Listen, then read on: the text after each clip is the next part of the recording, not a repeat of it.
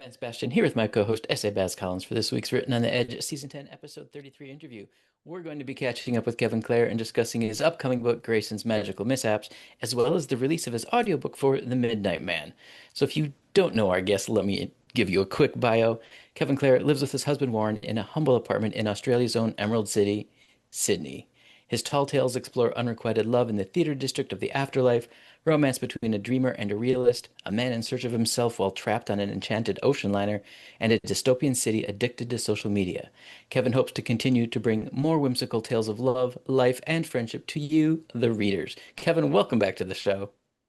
Thank you. It's so nice to be back It's good to have you back. It's again. been a while. It's been a long time. Yes, yes, yes. And it's good to talk about something that's upcoming and something that's been out for a while. So because you guys are so booked up You and know, I know, which is great, which is fantastic. People love being on your show, and you do have the reach. and we try to take care of everybody. Yeah, yeah. Yes, Do what we yes. can. And if people haven't realized, Kevin has one of the best voices for this kind of stuff. Hmm. Yeah, me and my husband used to do a radio show on community radio for about 11 years. And yeah, lots of people love my voice. I could be one of those sex phone line. Well, there you go. There you go. Yeah, yeah. Give all the children a thrill. So that's not the career path you took. No. No, it's not. No, it's not. In case there's somebody out there who hasn't heard a previous interview with you, do you have like a 2 minute how you became an author and why it was important? Look, just very quickly, I used to write a lot when I was a kid. My dad always said one day he's going to be a writer. I took it up again when I was 40. I'm coming up to 61 next month. And was started working on, or maybe 45, started working on my first novel, Drama Queens with Love Scenes. Got lots of rejections. Finally got it published. It's now with its third publisher because the one before that folded, and the one that initially published it dropped it with a whole lot of other titles. While I was actually at Saints and Sinners in New Orleans promoting it, and then suddenly I get this email, "Oh, we've dropped your contract." I'm thinking, but I'm here. I've paid for a big trip to America and That's paid horrible. for accommodation. It was awful. And fortunately, the sequel was being picked up by Wild City Press, which no longer exists. Yeah. So I talked them into taking the first book as well. So it still stayed, but it was a real shock to the system. So that's my story. So pretty much all my works have been published with Nine Star Press since. There's a short story and some anthologies, including one that Jerry L. Wheeler put out called Men in Love through Bold Stroke Books, and a couple of queer sci-fi and an Australian one called Journeys, published by Dead Set Press. So that's where you can find my works. Love it. Well, do you want to talk about the one that's been out that hit audio, or do you want to talk about the upcoming one? I'm going to talk about the upcoming one because the audio one's been out for a little while, and that was an interesting thing. Look, I'm working on my very first self-published novel, but it's part of the Haunted Heart series. JP Jackson organised these last year, and sadly I had to drop out of last year's. Which, sorry, just to explain what they are. There are a whole bunch of paranormal romance novels, all written by own voices, gay authors. And last year's centered around a ghost. This year's center around a wizard. So there's 11 novels, all ready. You can pre-order them now. All very different genres, all centered around a wizard. Nice. Mine is called Grayson's Magical Mishaps, and the reason, and I'll just tell you a little bit of a story of why I wrote this book particularly. I usually take several years to write a book. I'm usually work on several different projects, and I go back and forth between them. So every time I return to something, I read it fresh as the reader, see where it's not working, see where it is working, what's underdeveloped, what's, all that stuff we do. So this has been a real learning curve for me because I've pretty much only had only had 5 months to work on this and have had to put a lot of healthy stress into it. And originally, I had two ideas of what projects I wanted to do. The Grayson's Magical Mishaps is just a silly screwball comedy. It's something that I can do like that. Nice. It's Drama Queens with Love Scenes is similar. Um, Winter Masquerade, even though it's a bit more of a serious issue about a man in an abusive relationship, it's got a very Alice in Wonderland trippy feel. Mhm. The other project I was thinking of doing, there's a space opera I've wanted to write, and I've got all the notes and a rough idea of the bit of an idea of the outline. Um, but I've abandoned it because my science fiction doesn't sell as well as my other books. Hmm. My urban fantasies or stuff that deals with real people. So, and a friend of a friend said to me, "Look, you've only got a short deadline. Write the one that the space opera. If you ever get around to it, it's something you really want to flesh out properly. Write the one that's going to be fast that you know you can do." So at this stage, I've done a lot of work on it. I finished the a what I'd probably call the third draft at this stage, because even the initial draft, which I had to send to my beaters, who are two other authors associated with Haunted Hearts, um, you know how you don't want anyone to read something that's an early draft of yours? Because you know there's a lot of work to do, but Right. you know you need to give it to them because you need to start shaping it in a way that you don't have that luxury, like I said, to just look at it in a few months' time and go, oh, okay, that's what's wrong with it. That works. So one of my beta readers was Christian Baines, who knows my work very well. So he could see where I was heading with this, and he gave me some, really good notes. The other one is romance writer Blake Allwood, who sadly has dropped out of this year's Haunted House. Oh. But he he gave me feedback on the first chapter and was very blunt and very brutal. And and he said, if you want me to continue, I'm happy to continue. But there is an English writer I once gave notes for, and she hasn't talked to me ever again. And I looked at his notes, and look, they were valid. Like, he was very harsh in what he was saying, and I wrote back to him and said, look, just remember this is an early draft. So, but I do want you to continue because your notes are invaluable. And when I looked at his notes, it reminded me of my very first editor for Drama Queens with Love Scenes. She started off as quite harsh, but then once she understood what the project was, she was really helpful. And that happened with Blake. He gave really good feedback in a very blunt way, but I'm not a precious author. I've done this for a long time, and it just fast tracked the draft that I finished yesterday.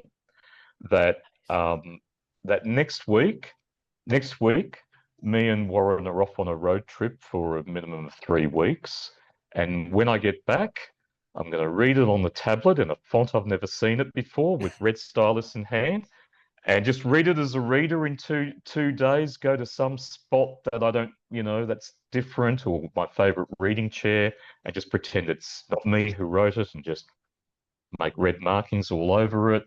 I mean, at best, my feeling is parts of it are overwritten, which is always good, easy to edit back. Some of it still needs to be puffed out a bit and fleshed out, but I'm I'm really happy with it. And just to explain what it is, Grayson's Magical Mishaps all begins with a tiny pink elephant. And Grayson realizes, or first discovers he's a wizard because he sneezes. And on his lounge, this little small pink elephant appears and he's freaked out. It's like, what the hell's going on? And then a Penelope, a cottage witch, stumbles into his living room from the kitchen.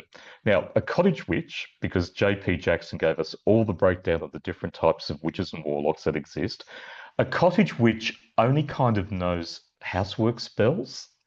So she's not really much help to Grayson, but also she's also an alcoholic. So when she tries to help, it only makes the situations worse. Add to that, his love interest is Milo, a wannabe social media influencer.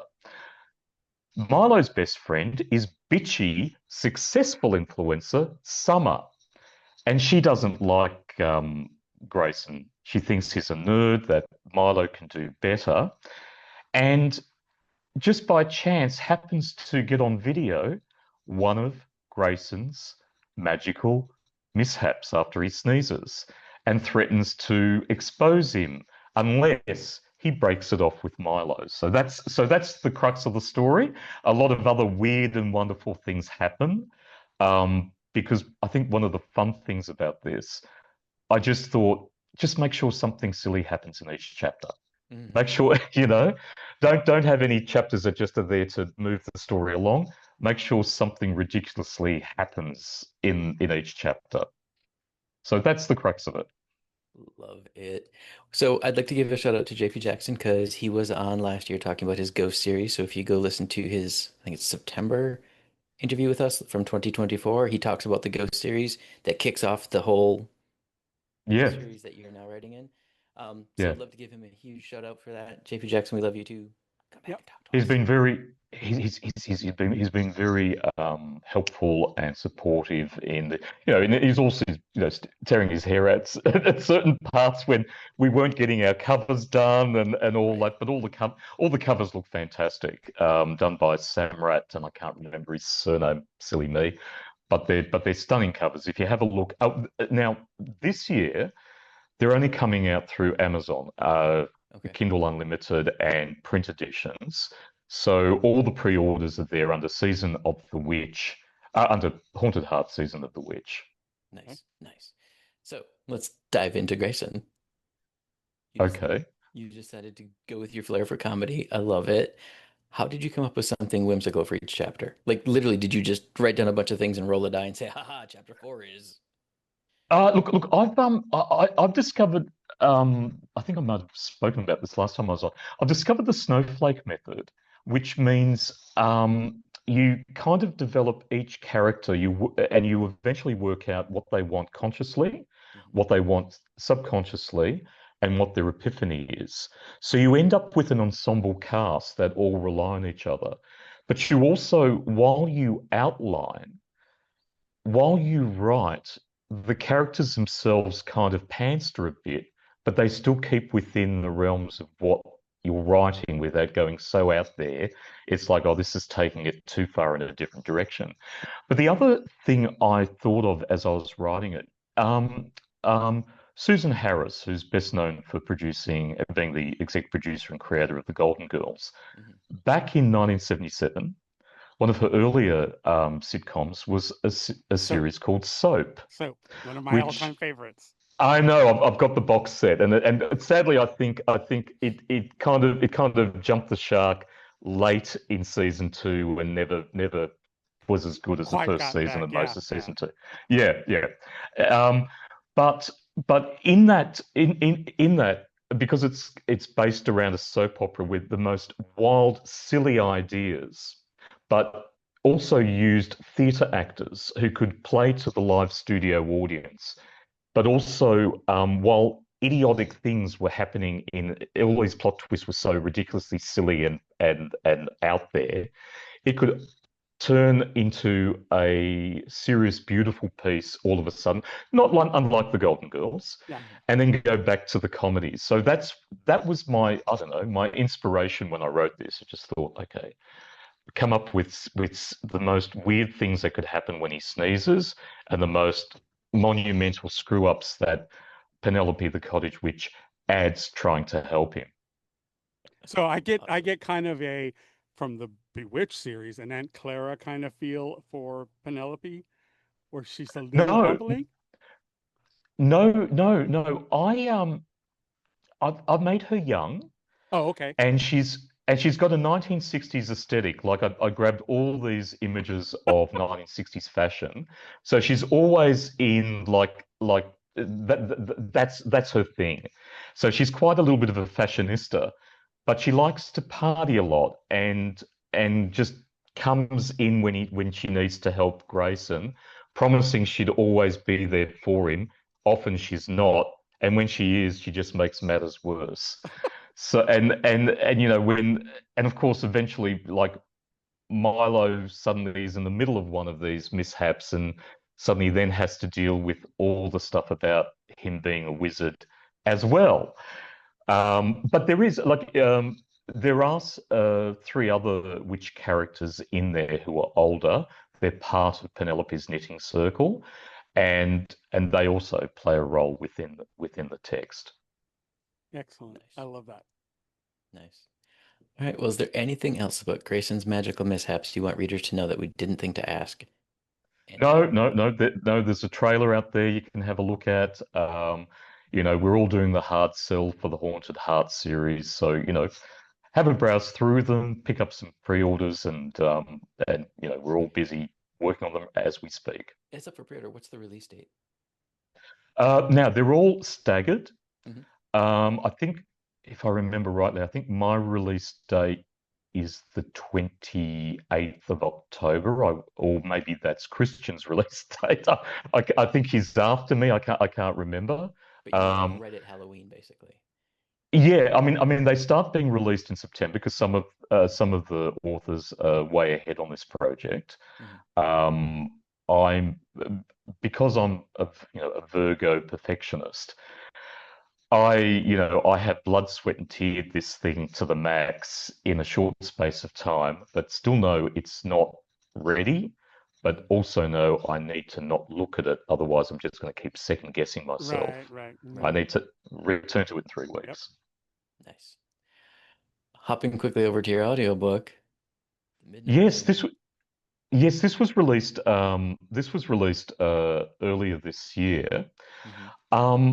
And like my other audiobook, I ended up with another British narrator.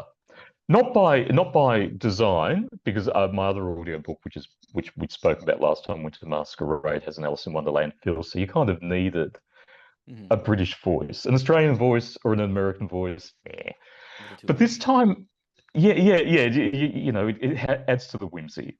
This time, I picked a young actor named Lawrence Knott. The auditions came through my publisher, Nine Star, and there were some interesting auditions. I mean, there was some that you just thought, why are you even bothering? You're stumbling on this audition. Don't you think to retake it and send it? And why are you also reading the direction I've given you so you know who the characters are and you know what the scene is? And even some of the good readers were doing that. I was thinking, that's for you. That's not part of the audition. But Hmm. there was an interesting one which I was fascinated with, and I would have liked to have used, where someone had used different actors to play the different roles. So I was hearing, and a narrator. This was also very British, and so I was hearing my text with different voices for different characters. The problem was they obviously weren't in the same room at the same time working off each other. And at Hmm. one stage, with a conversation between Stan and his mother, you could they did how they sounded, the tones they used just didn't feed off each other. Hmm. And I was like, yeah, there's gonna be a lot of work like that. Now, I was down to two people that I wanted to narrate. The other one was American. He was older than Lawrence, and he got the nuances better. But Lawrence also has a website where his voice work is, and he's part of a bunch who do a lot of fan fiction audio plays around Batman and Doctor Who. And when I listened to his other work, that sold me. the way he could do, there's a difference to how someone reads for an audition to when someone is doing their professional work. When I heard his professional work, it's like, yep, that sealed the deal. Mhm. He's done a fabulous job. The audiobook has been out since earlier this year. It's kind of funny because there are references to Sydney in a couple of scenes, and you've got this British actor putting on other voices at the same time, which sounds a bit weird, but he's done a fabulous job, and I'm really pleased with what he's done. That's awesome. Very, very cool. Is there any other project you want to announce to people? No, no. He's Look. all, That's isn't that all. enough? I'm still working. You know how I said I work on projects for a long time. I think last time I mentioned the project I call the 90s project. I've been working on that for 5 years now because, and I think I told you this last time, I got it professionally assessed at one stage and was told I concentrated too much on nostalgia rather than plot. So I'm keen to get back to that project after I finish with Grayson because it's full of scenes that are up to 8 drafts and full of new scenes which are just first drafts. And just two things about first drafts that I've heard people say that I really love. A first draft is where you tell yourself the story, as the author, or a first draft is where you put your ideas down. And like I said before, one of my beta readers, I had to remind when he was reading Grayson, look, these are just concepts. A lot of this hasn't been fleshed out yet. Don't be so cruel. All right. Love it. You ready for a get to know you questions? I am. Take it Okay. away, Baz. Yeah, okay. Well, first, before we get to that, just if you like what we're doing here, make sure to like, subscribe, and comment, do all the things. We really love hearing from you, and your support means everything in the world to us. And you can do that by going to patreon.com/roguepodcast, or you can go to buymeacoffee/roguepodcast. And with all of that said, let's get into the weeds.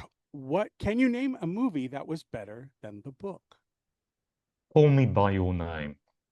We had that. I had that the last time around. Somebody said the same thing, and I'm right there with you on it. I get it. I get Yeah. it. I get it. Yeah, and that happens. Like there's another YA novel that The Giver that Netflix produced, but even the author was involved with the script of the movie and expanded on it, made it much better Aha. than the book. So yeah.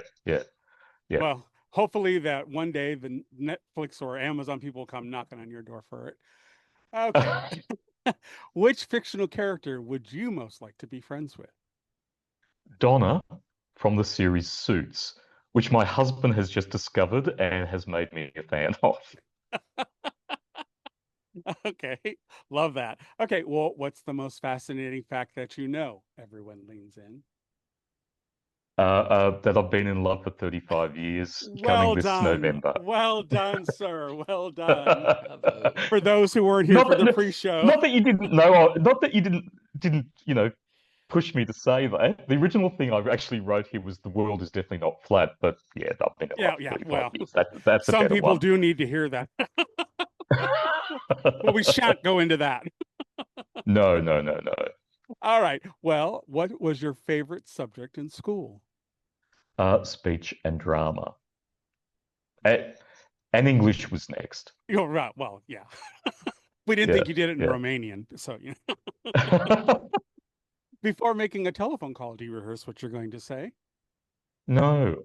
I found that a strange question to ask. Uh, But I know I can think of younger friends and me who get, neurotic. I mean, I'm neurotic enough as I am, for my age. But, younger friends and me, that create such dramas over the simplest little tasks. yeah. I'm right there with you. I'm like, too many permutations of where a conversation can go. I'm not rehearsing shit.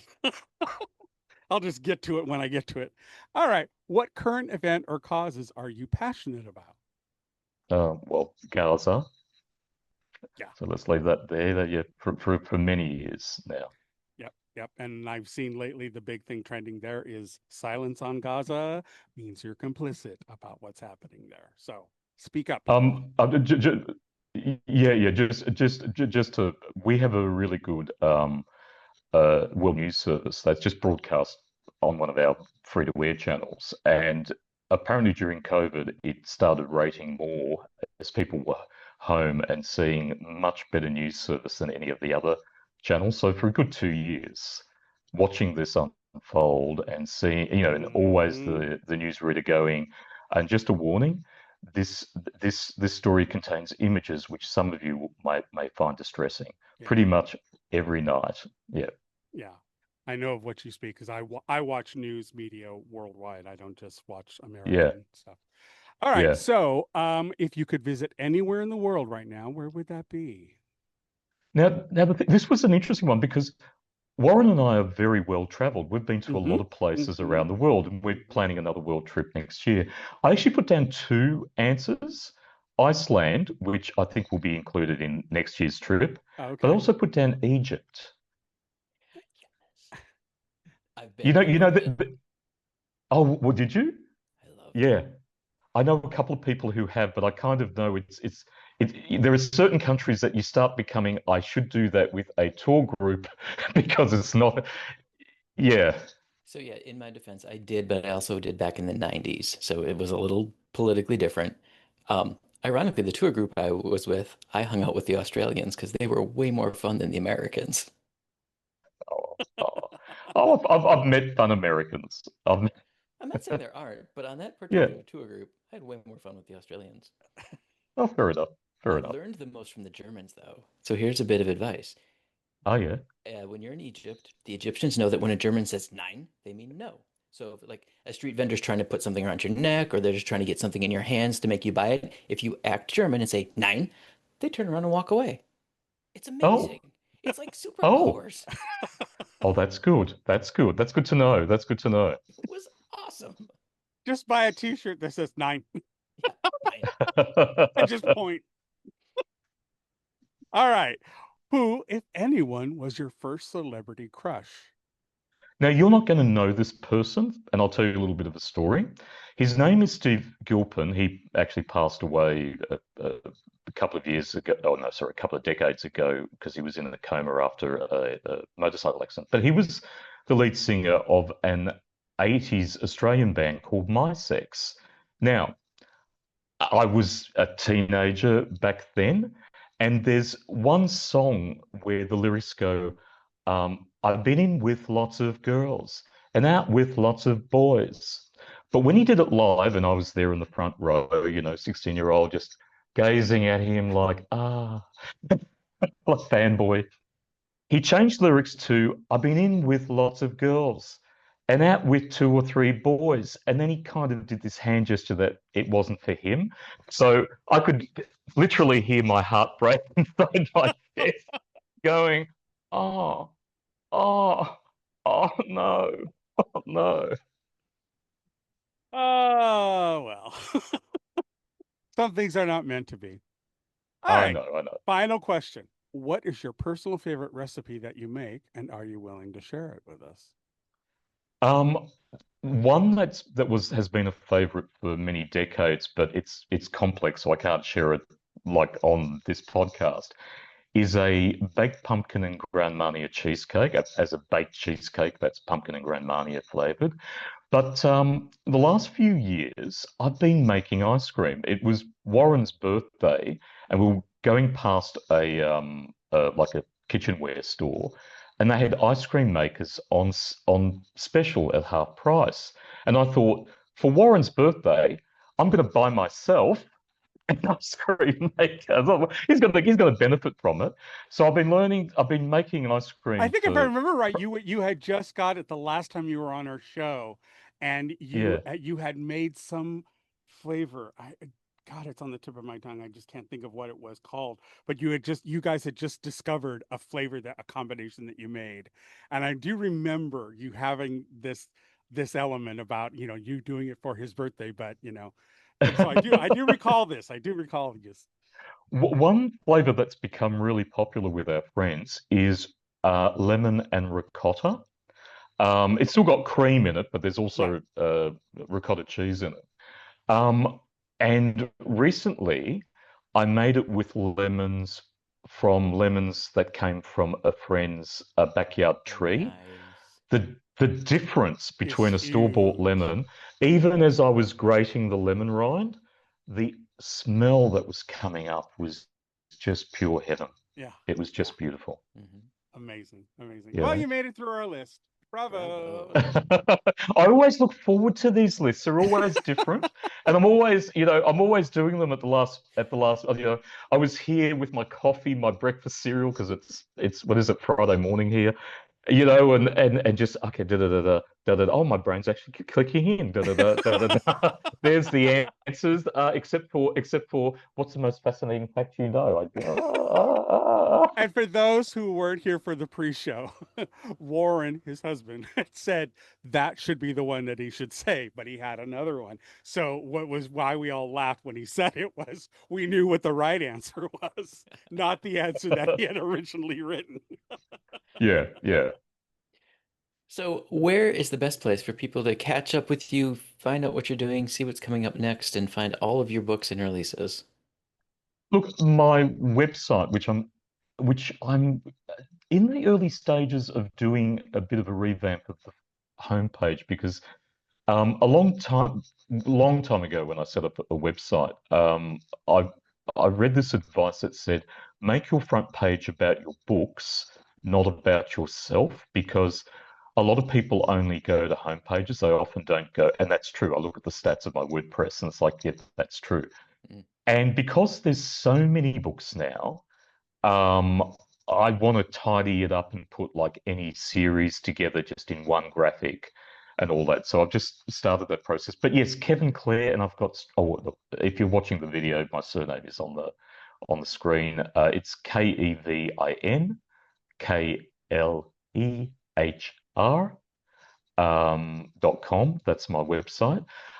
There's no events coming up. I bowed out of two events coming up. One I organised myself, but then all the T's were crossed and the I's were dotted. It was all going smoothly. Then a few curveballs came into it, Hmm. and I thought, look, I'm going away on a holiday. I don't need to continually organise this while I'm away.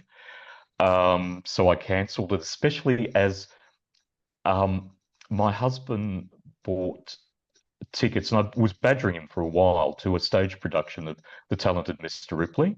Oh, uh-huh. And then I just happened to look at our combined Google Calendar.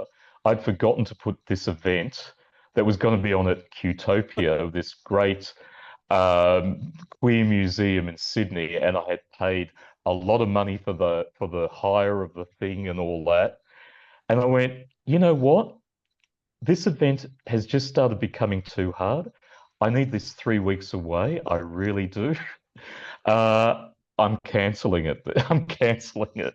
And part of it was going to be with Christian Baines, who's back in the country, who's back in Australia soon.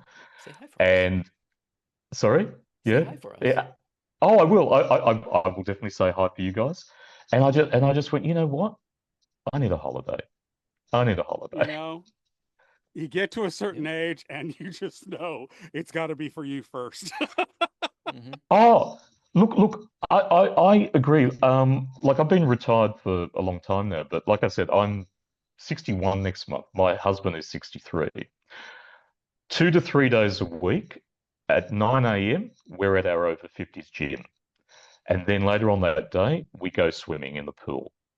The other 2 days he volunteers, and I go to a library and I write all day on my projects, which means that early in the morning on weekdays, we're briefly online. I have very little time for social media, and let's face it, It's probably Facebook good is for you pretty. to not be Oh, on. look.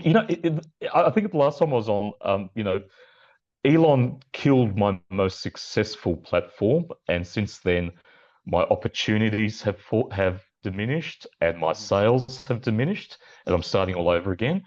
And Facebook is so busy. giving you suggested for you and ads, you don't see anyone. And the other day, a post came up from a friend, and I noticed a friend of ours, liked it, but she'd been dead for a good 5 years.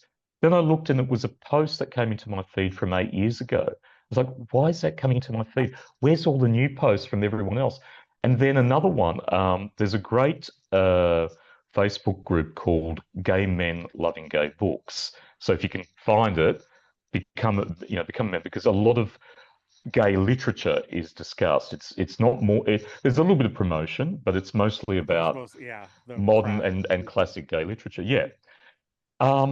A post came up in my feed about one of my favorite books by an Australian author, and I thought, oh, someone else has reviewed it, and I wrote a comment, and then I wanted to add to the comment, so I looked at my feed, and it was no longer there, and I looked at the actual group, The original. Okay. and I couldn't find it. And then I realized this is the same post I commented on last year. Why is Facebook sending me these old posts now? It can't. So there's no real, want to be on social media anymore, even though I really need to be an author. Right. Yeah, Yeah. that's tough. It's a I, very tough I would landscape. say that at this point, if you're not doing as an author, if you're not doing TikTok or YouTube, it should be video, because that's about where authors really will have a place to call their own shots and actually control the narrative. And and a lot of people, a lot of authors are introverts and they're not really big on that kind of stuff. But if they can get themselves over to that hump, that's really a platform where they can even troubleshoot some of their works, ask their readers Yeah, what so it's a way of interacting with your own audience. It's a way of building your audience. It's a way of communicating with them.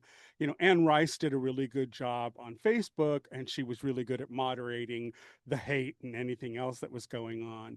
But what I've noticed is that people like her son, Christopher, he has a podcast that he runs and stuff. So authors are really stepping into this video space, because I think it's probably the last place where you can't be misinterpreted. I mean, when you type yeah. something out, people can put their own inflections on what you're typing. Whereas if it's you saying it, the intent is there. It's visual. People see it. So I think that that's a better way to do it. But yeah. I mean, I even saw one guy posted saying, "Do we even need websites anymore with video platforms? Do we need Yeah. websites anymore?" And it's I, a I valid question. yeah. I probably earlier this year, I was resurrecting my YouTube and wanted to do a lot of blogs. Plus, also because for my 60th birthday last year, I bought myself a new camera, a good hybrid video and mirrorless SLR camera, and and it was also me learning to use my new camera. And one vlog I did, which was how not to write a novel, very quickly got up to about nearly 500 views. All the ones I did after that, my marketing tips and all that, right down to like, 10, 12. And I thought, there's a lot of work in this. Plus, then, because I'm not doing it on my phone, these video files are big. Yes. And I even had to download it. They wouldn't work in, DaVinci Resolve, which is my favorite video That's what editing I edited. platform. Yeah. Yeah, I know. I had to actually pay for Adobe Premiere, which I'm not a fan of, but that's the only thing that takes the video files. But I still can't shoot in MOV. I still have to shoot in MP4 even for Premiere. So, I mean, getting too technical here. And I was going to continually do vlogs, but when I saw other ones tanked, and I did have a TikTok for a short time. Tic tac paddywhack, give the dog a bone. Uh, and you know what? You'd get ones that everyone would see, then you'd have the next one zero people saw, and it's like, I don't have time for this. And I'll just quickly say this. Uh, I I'm reposting blogs on my Blue Sky, and there's one blog about how, Elon pretty much killed my most successful platform. People left in droves that I was regularly in, and it opened doors for me to things within Australia to be part of. hmm And someone commented on that blog post and said, "Same with me. My sales have gone down. I had worked years Yeah, on Twitter, and I think when and now it's all gone." I think when you do the video platforms, what I was talking about is more of a vlog type of scenario where Yeah, you're not doing a yeah, multiple edits, you're not doing all of this stuff. And I think if you do them as, like basically what streamers do, and in fact, maybe even that's the way to do it on Twitch as a stream, a live stream. So yeah, then when it's done, you get the video file that's already been recorded at Twitch. You can download it, post it to YouTube, and you don't have to do anything extra with it. So I think that there are ways authors can still do these kinds of things and still have a presence in media. So I mean, it's out there. It's a tool out there, and I think yeah. authors need to really take it as an option and really evaluate whether it works for them. One of my problems, because it's that retirement thing. It's that thing of, do I really want to do all this work? Do I really want to be on my deathbed and think of all the times I've spent in front of Huey, my laptop, whose name's Huey, because he's a Hewlett Packard, um, or do I want to remember the lunches I've had with friends and the exercise and the trips and the holidays and of course, I mean, if I continued having 500 views plus on every vlog I did, then I would have continued. But it's just like, is this worth it? At some stage, I will resurrect myself properly on social media, but how that is, I still have to work out. Probably YouTube. I have found the easiest way to do that when you're vlogging this little bad boy, which is an Osmo Pocket camera. And Ah, this little thing you can take everywhere. You can do live vlogging with it and stuff.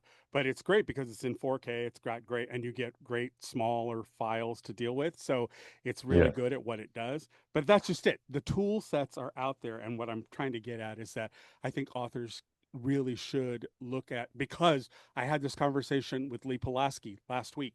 He said the same thing about going to events, that the attendance is down. There's all of these things that are happening to author platforms Mm, and engagements that we used to take for granted, but they've drastically changed after COVID. They're not what they used to be prior yeah. to COVID, which is why, when you mentioned that, I thought, it should chime in and say, there are ways of doing it that you can cut the amount of work you have to put into it. Like, when I did a vlog, I just took this, set it on a stand, set it on the table, and we just yapped, and just I recorded the whole thing, and then I figured out what I wanted to whack out of it and put upload. So there are ways you can make it much easier on you. And I'm just saying, maybe as authors, we should really explore some of those options. Maybe we looked Mm. at them years ago and thought it was too much work, but technology and stuff has moved forward, and the way these things are done nowadays, you can find a way to do it and not have to put quite so much effort into it. Uh, That's True, my 2 cents. true. Thank you for It's true. listening, our It's TED true. Talk for the day. I know. Oh, It was more of an Oh, Edith talk, but okay. yeah, fair. Kevin, do you have any final words of wisdom? tell someone you love them. Oh, that was sweet. Oh. And Well, we before love I you, just realized, Kevin, and uh, Warren. I just realized, I'm going to explain. I'm just going to explain this quickly. Okay. Warren realized, even though his family is closer than mine, every time I talk to a family member, it always ends with both of us saying, "I love you." So, a couple of decades ago, he started doing that to our friends. And now our friends have picked up on that. We always finish a phone call with "I love you," and both Oh, say it to each other. I don't Yeah. know if you've seen the latest on TikTok, but one of the things they're doing is straight guys are calling their best buddies and saying, "Good night, have a good sleep." And it first was a comical thing, but it's become a thing where a lot of TikTok guys, straight dudes, are just calling their best buddies and saying, "Okay, just want to call and say good night, have nice dreams." And it started out as a comedic kind of thing, and now guys are actually into it, which I think is great. It spreads Yeah. a little love, especially between the straight bros who probably need to be a bit more in touch with themselves. So power to it. So I fully agree with Warren. Fully agree with him. But I'm a Warren Oh, fan from way back, so. Oh, I know you've met him personally. Yeah. He's a lovely man. Yes. Yeah. Awesome. Well, we would like to extend a huge thank you to you, Kevin, for being here with us. Thank you for making time. Thank you for skipping your gym time to be with us. Yeah. Oh, look. Yeah, no, that's fine. That's fine. There'll be less pain to deal with today. Well, there you go. There you go. Post gym pain. Right. God. All right, folks, we at Written on the Edge are proud to introduce you to new media by queer content creators. So if you enjoy learning about new artists or hearing our thoughts on entertainment media, please like and subscribe so you get the alerts for new episodes. The show was produced by Rogue Ravens Media. For our disclaimers, links to social media, our lesson stations, or to sign up as a guest, visit www.roguepodcast.com. Tune in next week for your queer media fix. Bye now.